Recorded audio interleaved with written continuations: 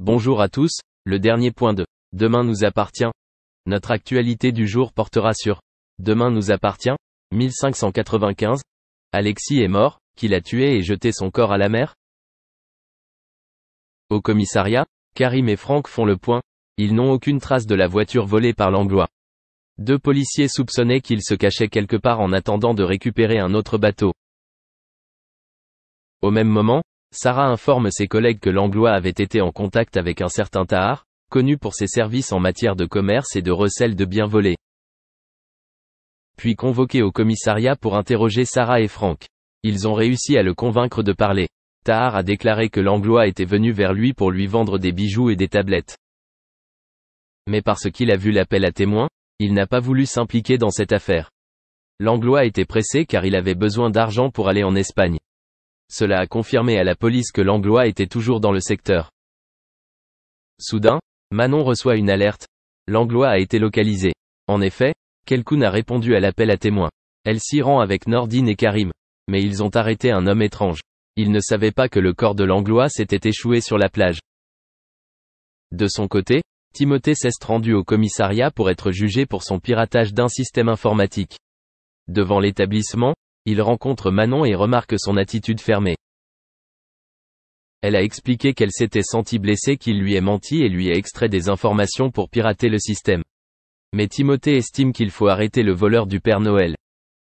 D'ailleurs, Timothée n'a pas manqué de confiance face à Karim et Roxane.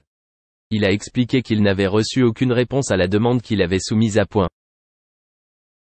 Il a donc décidé de prendre des mesures spécifiques pour prouver à la police qu'il était capable et digne d'être embauché. Roxane et Karim n'en revenaient pas. Alors, Roxane et Georges se moquent de Timothée. Seul Manon le défend en vantant ses mérites. Si Georges commence à voir Timothée comme un bon partenaire pour Roxane, Roxane se sentira offensée. Merci d'avoir regardé et à la prochaine vidéo. N'oubliez pas de vous abonner à notre chaîne. En attendant, dites-nous ce que vous en pensez dans la section commentaires ci-dessous. Au revoir. Anne-Elisabeth Lemoine, le 17 juin dernier, Télérama indiquait que C'est à vous, émission animée par Anne-Elisabeth Lemoine, serait sans doute rallongée à la rentrée de septembre. De quoi évincer le programme de Claire Chazal, qui est diffusé dans la foulée sur France 5. L'ex-présentatrice phare du JT de TF1 est aux commandes de l'émission Passage des Arts sur France 5, qui reprend la formule de l'émission Entrée libre diffusée de 2011 à 2019 sur le même canal. Et les informations des journalistes du magazine culturel étaient bonnes. Ainsi, le programme d'Access Prime Time de la 5e chaîne va ainsi prendre du galon et sera à la rentrée de septembre allongé de 25 minutes de plus. Une décision actée par la direction de France Télévisions qui voit l'élection présidentielle de 2022 arriver. De quoi écarter l'ex-femme de Patrick Poivre d'Arvor. Mais que ses admirateurs se rassurent, cette dernière ne va pas quitter le monde de la télé pour autant. Si Passage des Arts ne figurera plus sur la grille des programmes de France 5, il sera proposé sur France 2. Le magazine sera maintenant proposé de manière hebdomadaire en deuxième partie de soirée.